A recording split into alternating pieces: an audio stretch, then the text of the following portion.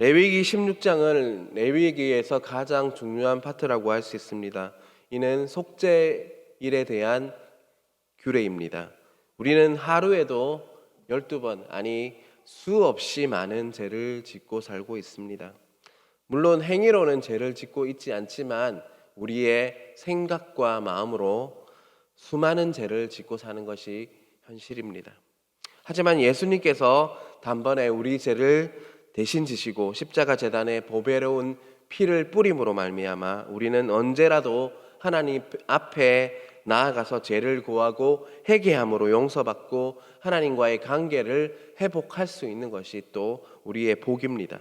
하지만 예수님께서 오시기 전 구약시대에는 속죄 제사를 드려야만 제사함을 드릴 수 있음을 우리는 레위기를 통해서 계속적으로 확인하고 있습니다.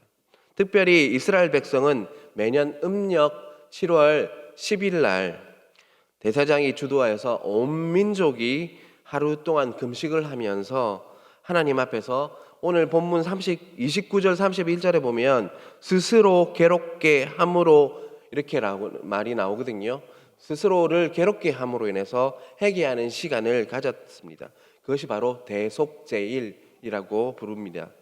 대속죄일은 죄로 인해서 막혀있는 하나님의 그 임재가 계속적으로 그 이스라엘 백성에게 흘러내릴 수 있도록 그것을 드리는 바로 그 제사가 바로 대속죄일이라고 할 수 있습니다. 그것을 위해서는 대제사장과 이스라엘 온 백성이 하나님 앞에서 스스로 이렇게 괴롭게 하는 금식하고 금욕하고 기도하면서 속죄의 제사를 드려야 했습니다. 오늘 본문의 속죄일 개념을 통해서 하나님과 친밀한 교제를 회복하기 위해서 어떻게 제사 준비를 했는지 이렇게 지켜봄으로 인해서 우리 삶에, 우리 또 예배에 적용하는 그런 여러분 되시길 간절히 바랍니다. 먼저 1절을 보겠습니다. 아론의 두 아들이 여호와 앞에 나아가다가 죽은 후에 여호와께서 모세에게 말씀하시니라. 아론의 두 아들이 여호와 앞에서 죽었다라고 이렇게 1절은 이야기하고 있었어요. 앞에 나오는 10장 레위기 10장 1절과 2절에 보면요, 아론의 두 아들 나답과 아비후가 죽임을 당하는 사건이 있습니다. 레위기 10장 1절과 2절을 한번 읽어보겠습니다.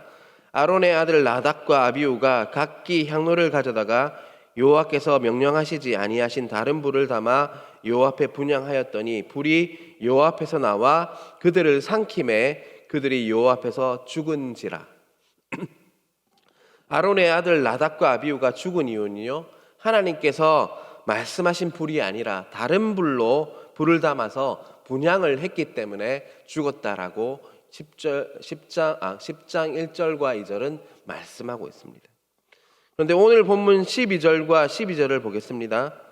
향로를 가져다가 여호와 앞 제단 위에서 피운 불을 그것에 채우고 또 곱게 간 향기로운 향을 두 손에 채워가지고 휘장 안에 들어가서 여호와 앞에서 분향하여 향연으로 증거계 위 속죄소를 가리게 할지니 그리하면 그가 죽지 아니할 것이며, 죽지 않으려면 여호와 앞 제단 위에서 불을 피워야 한다라고 분명히 말하고 있죠. 그런데 그들은 다른 불로 그것을 했기 때문에 죽었다라고 우리는 분명히 볼 수 있습니다. 분명히 하나님께서는 여호와 앞 제단, 다시 말하면 분향단 위에서 불을 피우라고 하셨는데 그들은 그렇지 않게 하다가 다른 불로 이렇게 드림으로 인해서 그들은 죽었다라고 말씀하고 있습니다. 그만큼 제사장이 이렇게 속죄 제사를 위해서 준비하는 과정은요, 굉장히 엄격하고 진지하게 준비되어야 했습니다. 하나님께서 말씀하시는 대로 정말 엄격하고 하나님 말씀대로 엄격하고 진지하게 제사를 준비해야 했다는 것입니다. 2절을 보면 그것이 더 명확해집니다. 2절을 보겠습니다. 여호와께서 모세에게 이르시되 내 형 아론에게 이르라. 성소에 휘장한 법궤 위 속죄소 앞에 아무 때나 들어오지 말라. 그리하여 죽지 않도록 하라. 이는 내가 구름 가운데서 속죄소 위에 나타남이니. 아론에게 성소에 휘장한 법궤 위 속죄소 앞에 아무 때나 들어오지 말라고 이렇게 말씀하고 있습니다. 특별히 2절 중간에 보면 그리하여 죽지 않도록 하라라고 말씀하고 있죠. 속죄소는 하나님께서 임재 가운데 나타나시는 곳이기 때문에 아무 때나 사람이 함부로 들어갈 수 없고 그것을 어기면 목숨을 잃을 것이다 라고 말씀하고 있는 것입니다. 그래서 또 8장 7절 9절을 보겠습니다. 아론에게 속옷을 입히며 띠를 띠우고 겉옷을 입히며 에봇을 걸쳐 입히고 에봇에 장식띠를 띠워서 에봇을 몸에 메고 흉패를 붙이고 흉패에 우림과 둠림을 넣고 그의 머리에 관을 씌우고 그 관 위 전면에 금패를 붙이니 곧 거룩한 관이라 여호와께서 모세에게 명령하신 것과 같았더라. 8장 7절과 9절에는 원래 제사장이 입는 화려한 복장에 대해서 말씀하고 있습니다. 먼저 속옷을 입고요, 띠를 띠우고 겉옷을 입고 에봇을 걸치되 장식띠를 띠우고 또 금패가 붙은 간을 머리에 쓰는 아주 화려한 복장이 원래 제사장의 복장이었습니다. 그런데 오늘 본문 16장 4절에 보면요, 대속죄일에는 어떤 옷을 입었는지 볼 수 있습니다. 거룩한 세마포 4절입니다. 거룩한 세마포 속옷을 입으며 세마포 속바지를 몸에 입고 세마포에 띠를 띠며 세마포 간을 쓸지니 이것들은 거룩한 옷이라 물로 그의 몸을 씻고 입을 것이며. 그런데 속죄일에는요, 그 화려한 제사장이 옷을 벗어버리고 세마포로 만든 옷과 세마포로 만든 간을 쓴다라고 말씀하고 있습니다. 이는 예수님께서 우리 죄를 사하기 위해서 하늘 영광을 다 버리시고 그 화려한 하늘 영광을 다 버리시고 죄인된 인간의 몸으로 취하시고 이 땅에 오셔서 성육신 하신 이 땅에서 사신 것들을 이렇게 의미한다고 할 수 있습니다. 더불어 제사장은 속죄일에 거룩한 옷을 벗어버리고 하나님 명령하신 대로 옷을 입어야 한다는 것이죠. 하나님께서는 제사장이 자기의 모든 삶, 사소한 부분까지도 하나님을 경외하며 예배해야 한다라고 말씀하시면서 정말로 엄격하게 진지하게 예배를, 제사를 준비해야 한다라고 분명히 말씀하고 있는 것입니다. 제사를 준비하는 태도가 어땠습니까? 아주 엄격하고 진지하게 대속죄일에 제사를 준비했다는 것을 우리는 기억해야 합니다. 그런데 지금 우리는 어떻습니까? 우리는 예배를 하나님께서 정하신 때만 드리고 있습니까? 아니면 언제든지 하나님께 감사하고 찬양하고 싶고 기도를 드리고 싶을 때 교회가 되었건 집이 되었건 예배를 드릴 수 있습니까?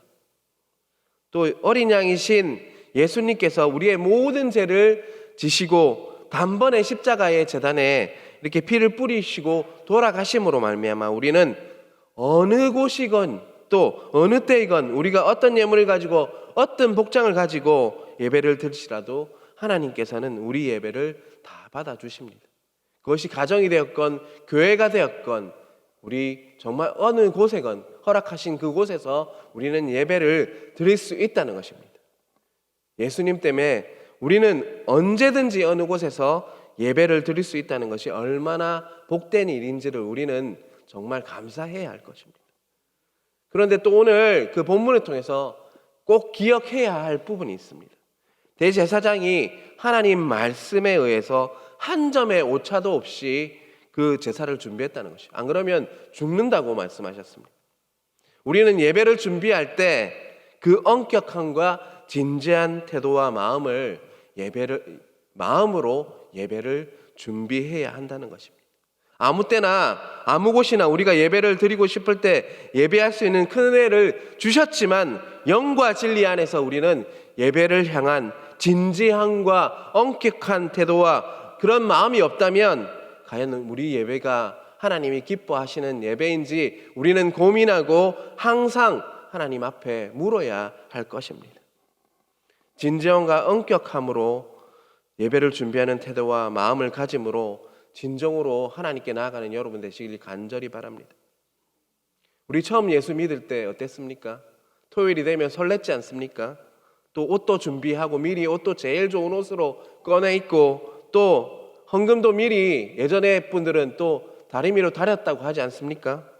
정말 주일을 사모하면서 우리는 예배를 준비했는데 여러분 과연 요즘 어떻습니까? 정말 그렇게 준비하고 계십니까? 진지한 태도와 엄격함, 그 태도와 마음은 우리가 정말로 겸비하면서 우리가 나아가야 할 부분임을 잊지 않으시는 여러분 되시길 간절히 바랍니다. 계속해서 6절과 11절을 보겠습니다. 아론은 자기를 위한 속죄제의 숫송아지를 들이되 자기와 집안을 위하여 속죄하고 아론은 자기를 위한 속죄제의 숫송아지를 들이되 자기와 집안을 위하여 속죄하고 자기를 위한 그 속죄제 숫송아지를 잡고 라고 말씀하고 있습니다. 제사장은 먼저 자신의 죄와 가정의 죄를 위한 속죄 제물을 드렸습니다. 진지하고 엄격하게 준비한 상태에서 제사장은 또 먼저 자신의 죄와 자신의 가정을 위해서 이렇게 제사를 드렸다고 했습니다. 대제사장은 자신의 속죄를 위해서 숫송아지를 잡고요, 그 피를 가지고 지성소로 들어갔습니다.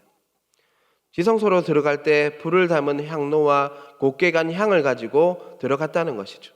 아무리 대제사장이라고 할지라도 죄를 지은 인간이기 때문에 지성소에 들어가는 것은 죽음을 각오해야 하는 일이었습니다.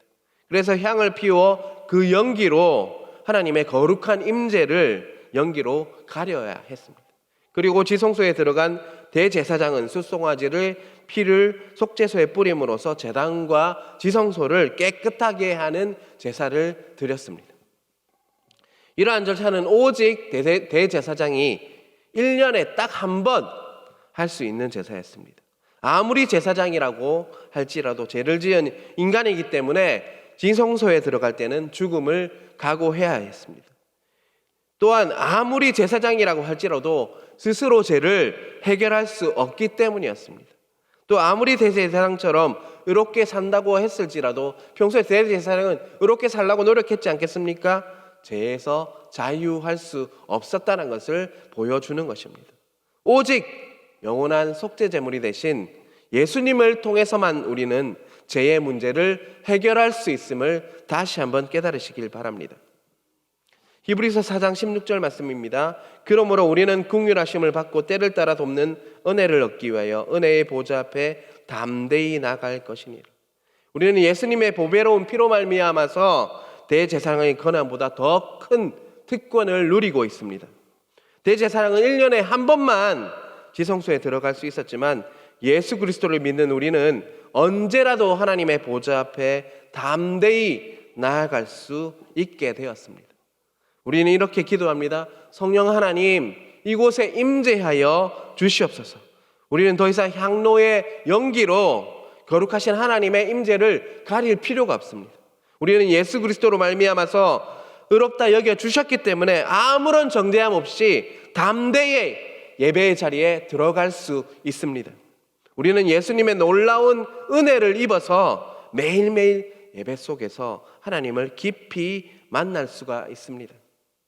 이렇듯 우리는 하나님의 임재를 경험하며 예배를 드릴 수 있음을 매일매일 감사하며 찬송해야 할 것입니다. 다른 것을 감사할 것이 아니라 우리가 예배의 자리에 이렇게 나와서 예배 드릴 수 있는 것을 매일매일 감사해야 합니다. 그러한 여러분 되시길 간절히 바랍니다. 계속해서 15절과 21절을 보겠습니다. 또 백성을 위한 속죄제 염소를 잡아 그 피를 가지고 휘장 안에 들어가서 그 숫송아지 피로 행한같이 그 피를 행하여 속죄소 위와 속죄소 위에 뿌릴지니 라고 말씀하고 있습니다. 이 부분은요, 백성을 위한 제사라고 할 수가 있습니다. 15절의 앞부분에 보면 또 백성을 위한 속죄제라는 말이 나오죠. 15절 앞부분에 보면 속죄제 대사장은요, 첫 번째 진지하고 엄격하게 제사를 준비하고, 첫 번째는 자신과 자기 가정을 위해서 이렇게 제사를 드렸는데 이제는요, 백성을 위한 제사를 드립니다. 15절 제바 앞부분으로 대제사장은 자신과 그 가족을 위한 제사 이후에요, 백성을 위한 제사를 드렸는데 이 부분은 굉장히 중요한 부분이라고 할 수 있습니다. 먼저 염소를 잡아 그 피를 가지고 속죄소에 뿌렸다고 했습니다.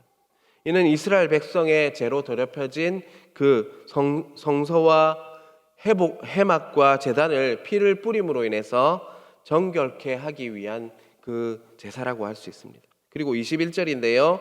아론은 그의 두 손으로 살아있는 염소의 머리에 안수하여 이스라엘 자손의 모든 불의와 그 범한 모든 죄를 아뢰고 그 죄를 염소의 머리에 두어 미리 정한 사람에게 맡겨 광야로 보낼지니.